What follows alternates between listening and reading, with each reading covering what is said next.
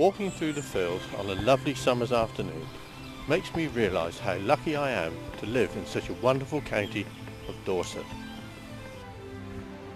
Situated in southern England, its southernmost boundary is the English Channel.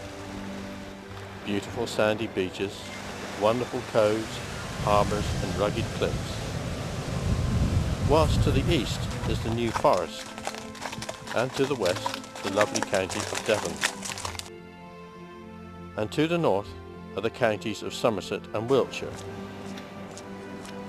There are many interesting things to see, such as Cork Castle, the Cerne Giant, Poole Harbour, and many more, including the Horton Tower, which is just behind me. And just about half a mile from here is one of Dorset's lesser known attractions, the River Allen.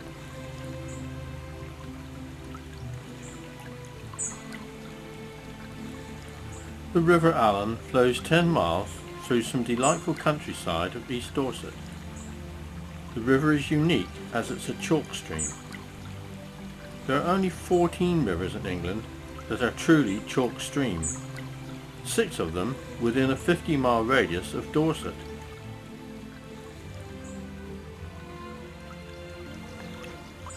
In this film, we're going to follow the river from its source through to its outlet into the River Stour just south of Wimborne Minster.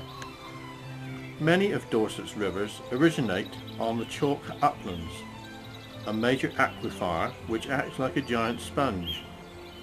Only the upper reaches of the system tend to run dry in the summer, but autumn and winter rains quickly recharge the aquifer and the streams flow once again. Hence the name Winter Bourne, which has been prefixed to many villages along these rivers. We start our journey from the source of the river at Monkton up Wimborne. This is where reliable springs arise, where the chalk sponge is full to capacity. The rainfall slowly percolates through the overlying soil, hence the water is of constant temperature, clear and rich in calcium nitrates and carbon dioxide. We leave Monkton up Wimborne and follow the river to Wimborne St Giles. It's winter, and masses of snowdrops can be seen on the river bank.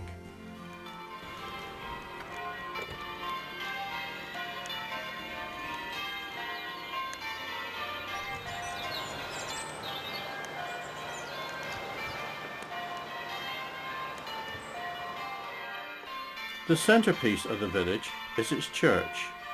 The tower, built in 1732, was gutted by fire in 1908, following building works.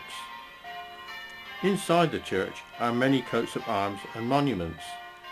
The Jacobean tomb in the Lady Chapel is that of Sir Anthony Ashley, who was said to have been the first to grow cabbages in England. The sphere of hexagons at the foot of the tomb is thought by some to be that of a cabbage. Outside, adjacent to the church, are the Jacobean almshouses, and across the road by Bull Bridge is the old mill, built in the first half of the 17th century. As we go over Bull Bridge, we can see how clear the river is, and watch the fish play in the river.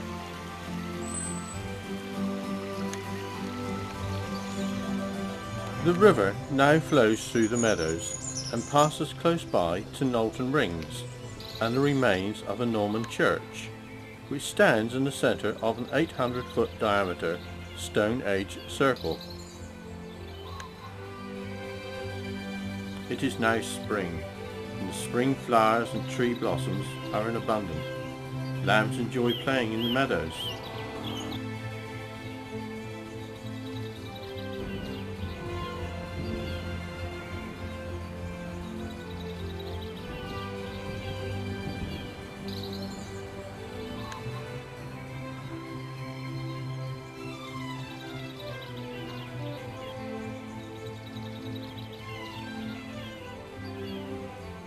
The river passes through small hamlets, such as Moor Critchell. It was here that Princess Charlotte, daughter of George IV, was imprisoned in Critchell House when the king was persecuting his wife, Queen Caroline.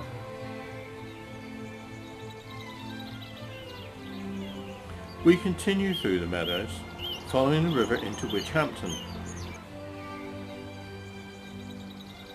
It is now summer and the farmers are harvesting their crop.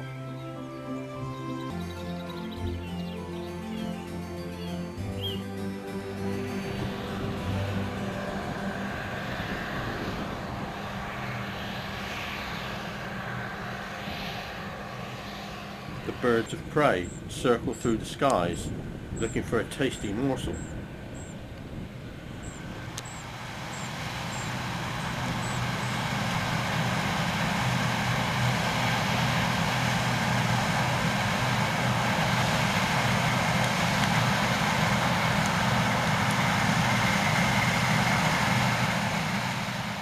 Leaving Witchhampton, we enter Honeybrook, 84 acres of natural park. The River Allen flows through the park for 3/4 of a mile. We obtained permission from Sir Richard Glynn to film the river flowing through the park.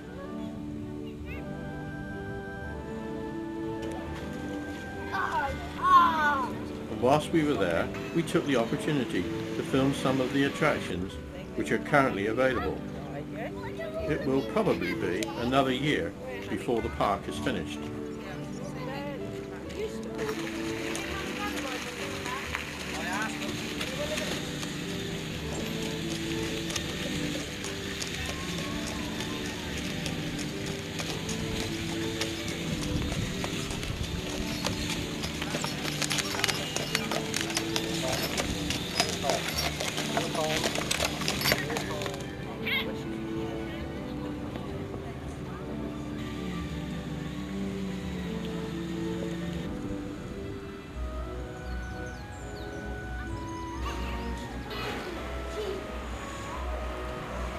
As we left Honeybrook, the weather changed, and as we entered High Hall, strong winds were blowing. It was here that we met gamekeeper John Bird. Hello, John. Hello, Brian. Tell me, has the river changed much over the years? It's certainly changed a lot in the last 50 years. The flow has dropped by, I would say, between 60 and 75%. The actual river is now 2/3 narrower than what it used to be. And what sort of fish stocks are in the river? Stocked every year with brown trout here at High Hall.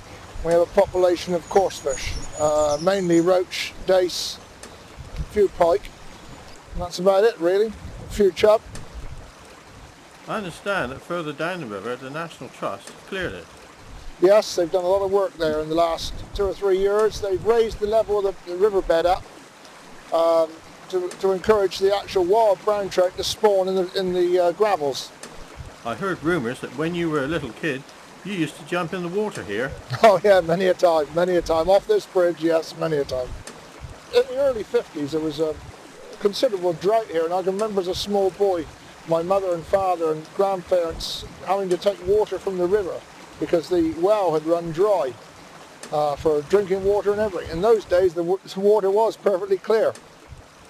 Well, John, it's been very nice meeting you.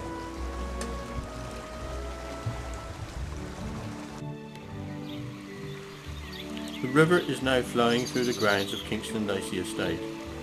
We had permission from David Roberts of the National Trust and Mr. and Mrs. Mackey from Hound Hill Farm to film this part of the river. This is where the River Allen is at its best. And this is because several interested bodies got together and managed to get a group of partners willing to participate in financing the scheme.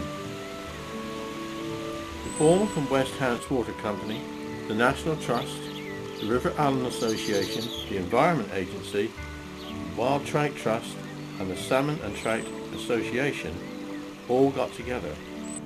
During this winter and spring 1999 and 2000, the plans were discussed. The work commenced in mid-July 2000. Today, with the work completed, brown trout and white-clawed crayfish are amongst many of the other species of fish that can be seen in this river, and otters are steadily being introduced into the river. It is now late autumn, and the river flows past the Victorian pumping station and through to Walford Mill.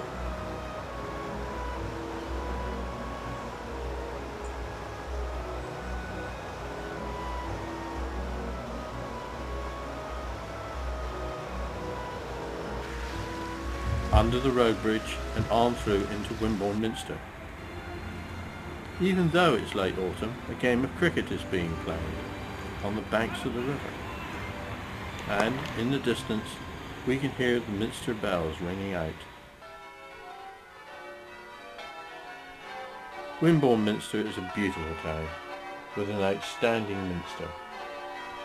The river flows through the centre of Wimborne and then across the meadows and enters into the River Stour and onwards to join up with the River Avon at Christchurch and finally into the English Channel.